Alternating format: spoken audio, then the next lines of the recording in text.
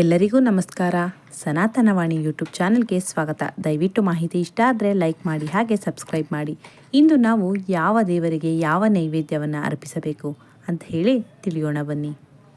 ಹಿಂದೂ ಧರ್ಮದಲ್ಲಿ ಪ್ರತಿಯೊಂದು ದೇವರಿಗೂ ಅವರಿಗೆ ಪ್ರಿಯವಾದ ವಸ್ತುಗಳನ್ನೇ ನೈವೇದ್ಯ ರೂಪದಲ್ಲಿ ಅರ್ಪಿಸಬೇಕು ಎಂಬ ನಂಬಿಕೆ ಇದೆ. ಹಾಗಾದರೆ ಯಾವ ದೇವರಿಗೆ ಯಾವ ನೈವೇದ್ಯಗಳನ್ನು ಅರ್ಪಿಸುವುದು ಶ್ರೇಷ್ಠ ಅನ್ನೋದಕ್ಕೆ ಸಂಪೂರ್ಣ ಮಾಹಿತಿ ಇಲ್ಲಿದೆ. ನಾವು ನೋಡೋಣ ಬನ್ನಿ. ಪ್ರತಿಯೊಂದು ಧರ್ಮದಲ್ಲಿಯೂ ದೇವತೆಗಳ ಆರಾಧನೆಗೆ ಅದರದ್ದೇ ಆದ ಮಹತ್ವವಿದೆ. ಹಿಂದೂ ಧರ್ಮದಲ್ಲಿಯೂ ಕೂಡ ದೇವರುಗಳನ್ನು ಆರಾಧಿಸಲು ಸಾಕಷ್ಟು ರೀತಿಯ ಸಂಪ್ರದಾಯಗಳಿವೆ. ಇವುಗಳಲ್ಲಿ ವಿಷ್ಣುವನ್ನು ಪೂಜಿಸುವ ಸಂಪ್ರದಾಯವನ್ನು ವೈಷ್ಣವ ಸಂಪ್ರದಾಯ ಎಂದು ಕರೆಯಲಾಗುತ್ತದೆ. ವಿಷ್ಣುವಿನ ದಶಾವತಾರಕ್ಕೆ ಸಂಬಂಧಿಸಿದ ಆರಾಧನೆಗಳಲ್ಲಿ ನೈವೇದ್ಯವನ್ನು ಅರ್ಪಿಸುವುದು ಕಡ್ಡಾಯವಾಗಿದೆ. ಶೈವ ಸಂಪ್ರದಾಯದಲ್ಲಿ ದೇವತೆಗಳಿಗೆ ನೈವೇದ್ಯ ಅರ್ಪಣೆ ಮಾಡುವ ವಿಚಾರದಲ್ಲಿ ಸಾಕಷ್ಟು ಆಚರಣೆಗಳಿವೆ. ದೇವರಿಗೆ ಅರ್ಪಿಸುವ ನೈವೇದ್ಯ ಕೂಡ ಹೆಚ್ಚು ಪ್ರಾಮುಖ್ಯತೆಯನ್ನು ಪಡೆದುಕೊಳ್ಳುತ್ತದೆ. ನಾವು ಭಕ್ತಿಯಿಂದ ಅರ್ಪಿಸುವ ಹೂವು, ತುಳಸಿ, ನೀರು, ಹಾಲು ಇವೆಲ್ಲವೂ ದೇವರಿಗೆ ಪ್ರಿಯ ಎನಿಸಿಕೊಳ್ಳುತ್ತದೆ.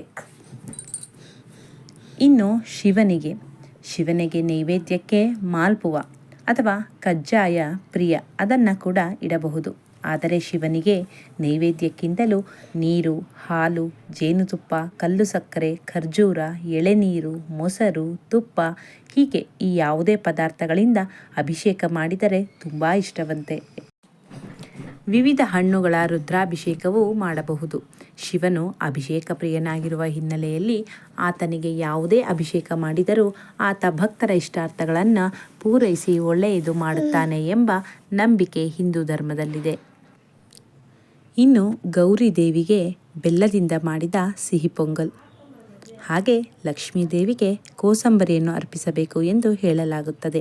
ಇನ್ನು ವಿಷ್ಣುಮೂರ್ತಿಗೆ ಚಿತ್ರಾನ್ನ ಮತ್ತು ಬಾಳೆಹಣ್ಣು ಬಲು ಪ್ರಿಯ. ಇನ್ನು ಗಣೇಶನಿಗೆ ಮೋದಕ, ರವೆ ಉಂಡೆ, ಕಡುಬು ಮತ್ತು ಲಡ್ಡು ಇಷ್ಟ. ಇವನ್ನು ನೈವೇದ್ಯಕ್ಕೆ ಇಟ್ಟರೆ ಸಕಲ ಸಂಕಷ್ಟಗಳನ್ನು ನಿವಾರಿಸಿ ಸಕಲ ಸೌಭಾಗ್ಯಗಳನ್ನು ಕರುಣಿಸುತ್ತಾನೆ ಎಂಬ ನಂಬಿಕೆ ಇದೆ. ಇನ್ನು ಚಂದ್ರನಿಗೆ ಅಕ್ಕಿಯ ಪಾಯಸ, ಸೂರ್ಯದೇವನಿಗೆ ಗೋಧಿ ಪಾಯಸವನ್ನು ನೈವೇದ್ಯ ಮಾಡಬೇಕು. ಇನ್ನು ಹನುಮಂತ ದೇವರಿಗೆ ಕೇಸರಿ ಲಾಡು, ಹಾಗೆ ಶ್ರೀರಾಮನಿಗೆ ಬೇಲದ ಪಾನಕ ಮತ್ತು ಗೋಧಿ ಉಂಡೆ. ಇನ್ನು ಶ್ರೀಕೃಷ್ಣನಿಗೆ ಸಕ್ಕರೆ ಮಿಶ್ರಿತ ಬೆಣ್ಣೆ ಬಲು ಇಷ್ಟ. ಸುಬ್ರಹ್ಮಣ್ಯ ಸ್ವಾಮಿಗೆ ಪಂಚಾಮೃತ, ಸರಸ್ವತಿ ದೇವಿಗೆ ಅಕ್ಕಿ ಮತ್ತು ಹಾಲಿನ ಪಾಯಸ, ರಾಯರಿಗೆ ಹಯಗ್ರೀವ ಪ್ರಸಾದ. ಇನ್ನು ಕಾಳಿ ಮಾತೆಗೆ ರಾಗಿ ಅಂಬಲಿ ಬಲು ಪ್ರಿಯ. ಪ್ರತಿ ದೇವರಿಗೂ ಹೂವು ಹಾಗೂ ದೀಪವೆಂದರೆ ಅತ್ಯಂತ ಪ್ರಿಯಕರ. ಲಲಿತಾದೇವಿಗೆ ದಾಳಿಂಬೆ ಕಾಳು ಹಾಗೂ ಜೇನುತುಪ್ಪವನ್ನು ಕಲಸಿ ನೈವೇದ್ಯ ಮಾಡಿದರೆ ಅದೃಷ್ಟ ನಮಗೆ ಒಲಿದು ಬರುತ್ತದೆ ಎಂಬ ನಂಬಿಕೆ ಇದೆ. ಹಾಗಿದ್ದರೆ ನಿಮಗೆ ಈ ಮಾಹಿತಿ ಇಷ್ಟ ಆದರೆ ವಿಡಿಯೋನ ಲೈಕ್ ಮಾಡಿ, ಶೇರ್ ಮಾಡಿ, ಹಾಗೆ ಸನಾತನವಾಣಿ ಯೂಟ್ಯೂಬ್ ಚಾನೆಲ್ನ ಸಬ್ಸ್ಕ್ರೈಬ್ ಮಾಡಿ. ಧನ್ಯವಾದಗಳು.